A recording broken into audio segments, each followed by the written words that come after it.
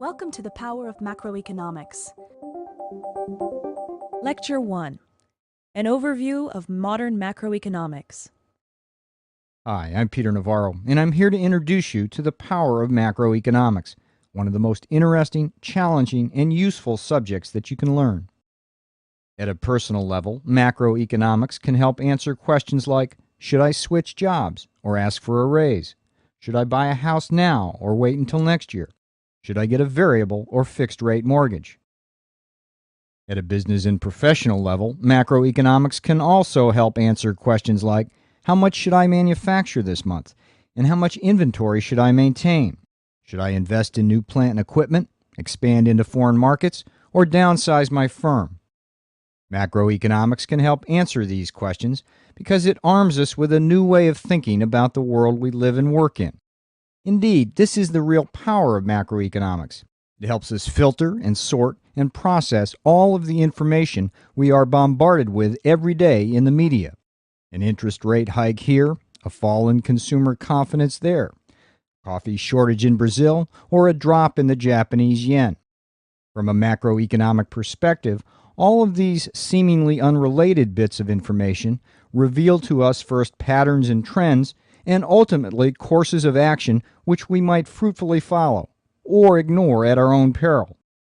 Let me show you what I mean with a couple of stories about two fictional people in very real situations.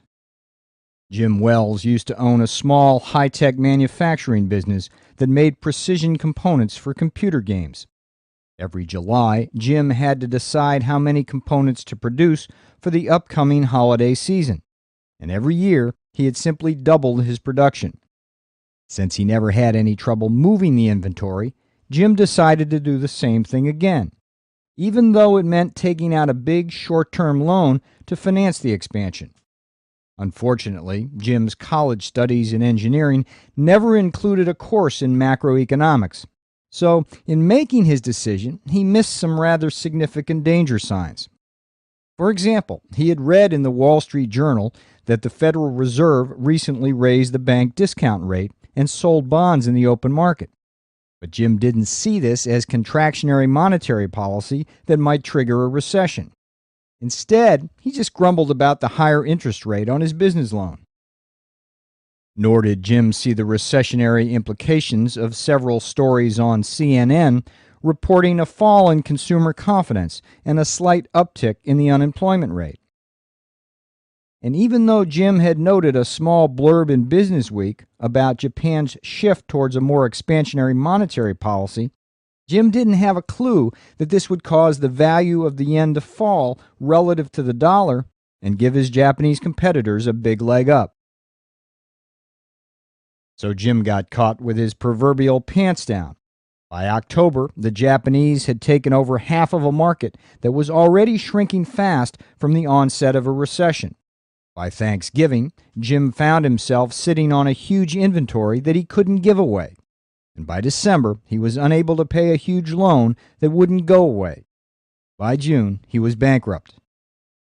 Today, Jim works as a consultant for one of his old Japanese competitors during the day and studies macroeconomics in the evenings at a nearby college. He sits in the front row of class right next to Teresa Watson. Unlike Jim, Teresa didn't go bankrupt, but she came very close. You see, Teresa is a single working mother whose big dream in life is to own her own home. As the marketing director for a major corporation, Teresa earns a good salary, and some years ago she had saved $25,000 for a house down payment. After months of looking, Teresa's choice had boiled down to either a modest two-bedroom condo near her job in the city or her dream home, a more expensive single-family house out in the valley. After talking it over with a mortgage banker, Teresa decided that the only way she could afford her dream home was to take out a variable rate mortgage. It was available at a full 2 percentage points below the fixed rate mortgage, and her monthly mortgage payment would be several $100s less, but only if interest rates stayed low. Sure, Teresa felt a little nervous about choosing the variable rate, but the mortgage banker told her not to worry. Rates had been stable for over 3 years now, and it shouldn't be any problem. What Teresa failed to see, however, were numerous warning signs of growing inflationary pressures. On the demand pull side, the unemployment rate had just reached an 8-year low. On the cost push side, the news was full of stories about a bad coffee crop in Brazil, a worldwide drought and possible food shortages, renewed violence in the Middle East and rising oil prices, and a fall in the value of the dollar. Within 2 years, interest rates had climbed into the double digits, and Teresa could no longer afford her skyrocketing mortgage payments. With the climb in interest rates, the economy plunged into a recession, taking the real estate market down with it. For 6 months, Teresa tried to sell her house at the original price. But finally, facing the humiliation of foreclosure, she unloaded it for $25,000 less than she bought it for, losing every cent of her equity. The tragedy is that both Jim and Teresa could have avoided their hardships if they had only been armed with the power of macroeconomics. Anticipating increased competition and a recession, Jim could have halved his production rather than doubling it, and he'd still be in business today. And Teresa could have either bought that less expensive condo with a fixed-rate mortgage, or, better yet, waited until the real estate market went soft and bought her dream house at an affordable price. Despite the enormous impact macroeconomics has on our personal and professional lives, most of us view it as a remote, complicated, and indeed dismal science. In fact, when I first studied macroeconomics, I got quickly buried in a jumble of graphs and equations that seemingly had little relevance either to my own personal or professional life. It wasn't until I began to teach the subject that I saw that the best way to truly understand the power of macroeconomics is to teach it from an historical perspective. This is important for at least 2 reasons. First, history gives us a real-world context for an otherwise abstract and difficult subject. Think about it. For our grandparents, the hardships, pain, and uncertainty of the Great Depression were all too real, and we as a nation don't ever want to repeat them.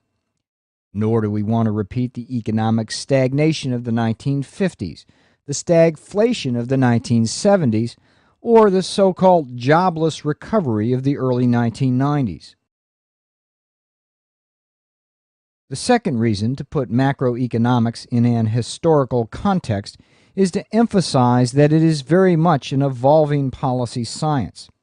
Put simply, the Keynesian solutions, which were used to lift us out of the Great Depression in the 1930s, or to wake us up from the economic doldrums of the 1960s, would be inappropriate in today's more sophisticated and global economy. In the remainder of this first lesson, we'll briefly define macroeconomics and then identify key policy issues. Once we do that, we'll move right into a short macroeconomic history by first introducing so-called classical economics, a school of thinking that macroeconomists around the world relied heavily upon from the late 1700s right up until the Great Depression of the 1930s. However, beginning with the Great Depression, we will see that the problems facing macroeconomists have become progressively more complex over time, from unemployment and inflation to stagflation, stagnating income, and chronic budget and trade deficits. We'll also see that new macroeconomic theories have emerged in response to this increasing complexity at key turning points in the world's economic history. Keynesianism in the 1930s, monetarism in the 1970s, supply-side economics in the 1980s, and new classical economics in the 1990s.